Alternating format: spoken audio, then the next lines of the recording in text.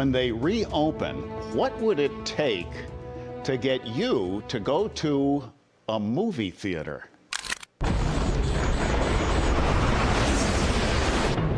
Yet you can't get a promotion, you won't retire. Despite your best efforts, you refuse to die.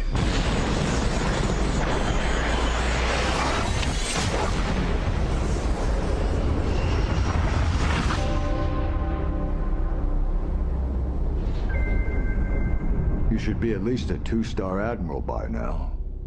Yet here you are. Captain. Why is that? It's one of life's mysteries, sir. Air escort to Greyhound. You will now be out of range of air cover for the next 5 days. Safe travels to England. How many crossings does this make? This was my first. I got some. Most likely a U-boat. He's trying to slip under us! Fire! We have a kill.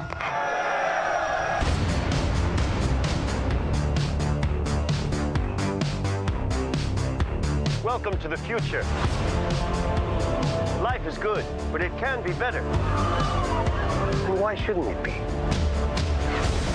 All you need is to want it.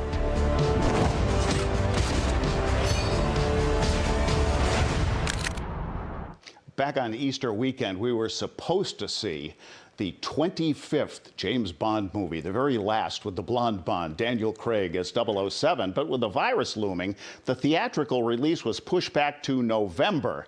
The title, No Time to Die.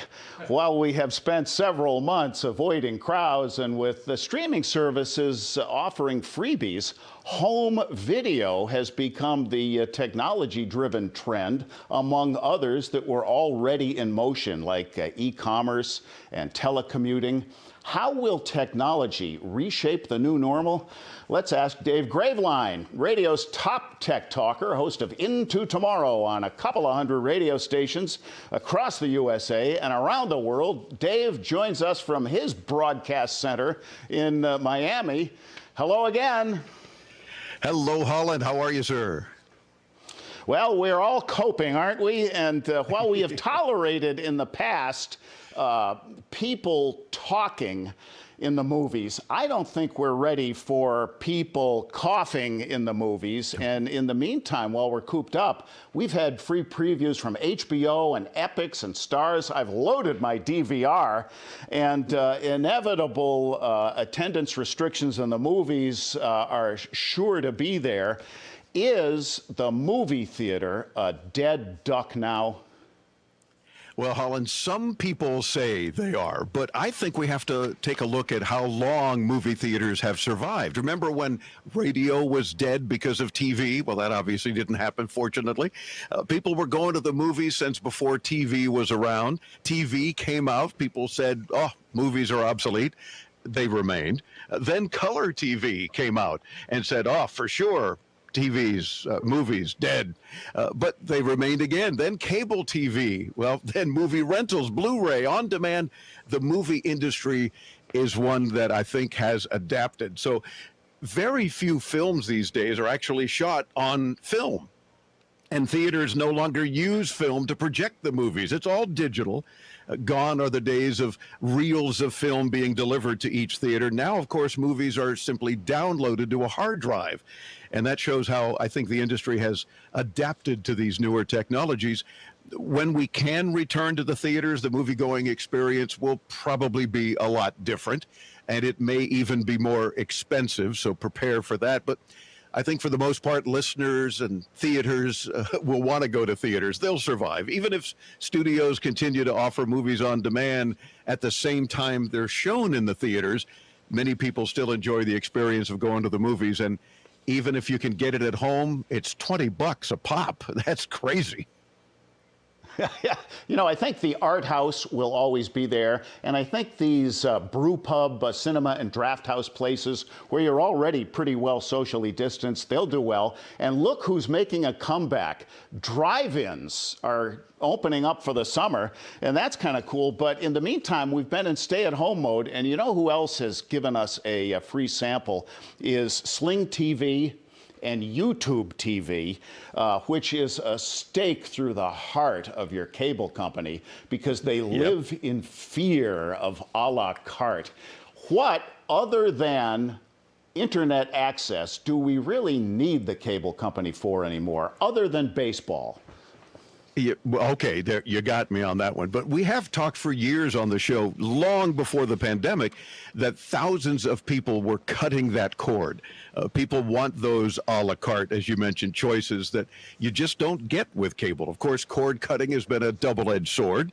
People cut the cord because of the high price of cable, but nowadays, with seemingly every network coming out with their own streaming service and each charging their own subscription fees, it's very easy to approach the same monthly cost for the content you want once you've subscribed to all the sources that you want content from. Yeah. And it gets a little nuts. You know, I want to watch this. Where do I find it? And it's gotten crazy.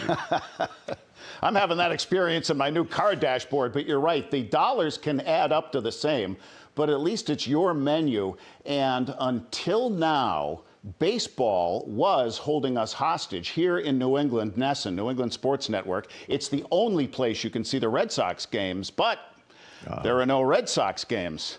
So, Dave, your callers' questions are stuff you track very closely. What topics and queries and questions have your callers to your radio show Into Tomorrow been asking you about more so in the last couple months? Well, I think it may be hard to believe, Holland, but with everyone being confined to home, fitness wearables, whether they be smartwatches or Fitbit kinds of things, have gained even more popularity, especially now that some people can at least go to a park or other open areas and exercise. Go figure. Even during the lockdown, people are out and about walking and jogging while social distancing, of course. And everything work or school from home related, including new laptops and tablets and headset mics. You have things like the Amazon Echo Show and the Google Nest Hub. They've been selling a lot more of their smart video displays like this. And part of the reason is because that's how families are also staying in touch, whether it's grandma or granddad and being able to see the kids, whether they're around the corner or around the country. Those kinds of smart video displays have made a huge difference for a lot of folks.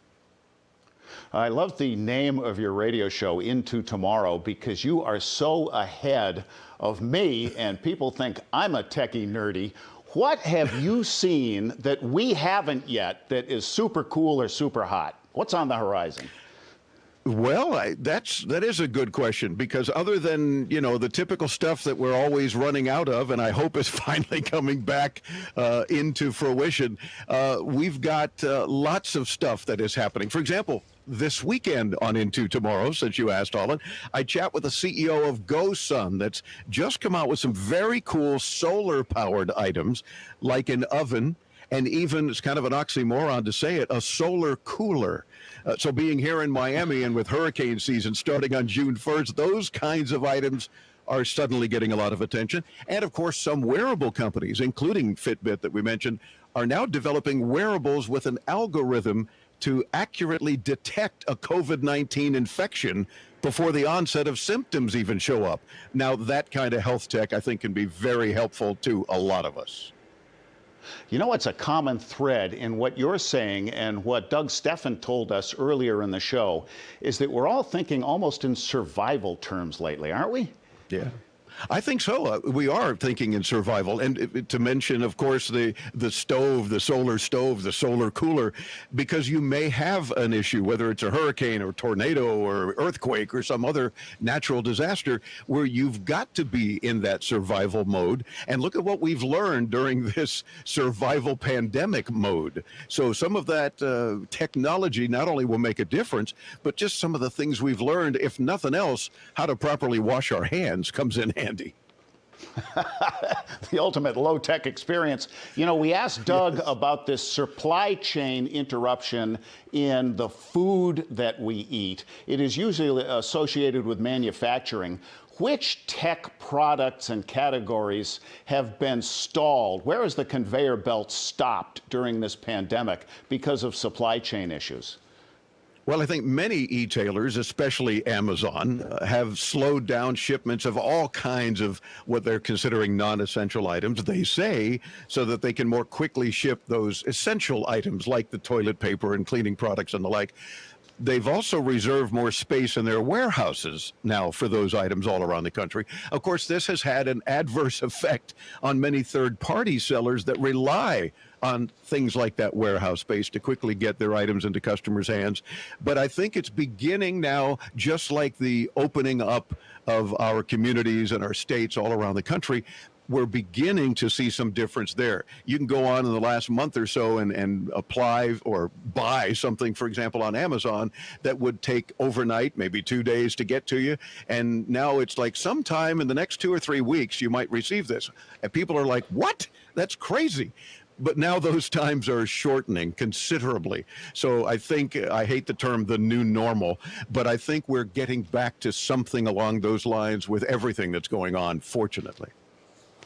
Yeah, I am real curious to see as this phased reopening unfolds how normal things are.